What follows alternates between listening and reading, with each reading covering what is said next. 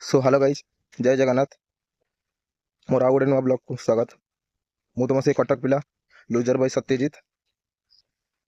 तो मोर आउ गोटे नुआ वीडियो को स्टार्ट करबा पूर्व मो चैनल को like comment share and subscribe करबा जमा भूलिबेनी। तो चलो जीवा हम नुआ वीडियो को। तो मु आसली ब्रह्मपुर हरिहरपुर गाँव को किसी काम थिला। तो सकाल सकाल बहुत जोर भोक गला। तो आम जा कि खाइबा को। तो चलो जीवा किसी ब्रह्मपुर खाइबा को। देखिबा ब्रह्मपुर कौन अच्छी खाइबा को।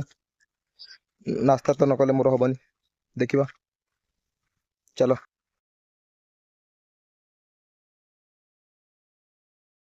एटी इडली बड़ा बड़ा डोसा पूड़ी सब थिला, किंतु आमे मगैथिलु इडली बड़ा। तो आ प्राइस अच्छी 20 टंका।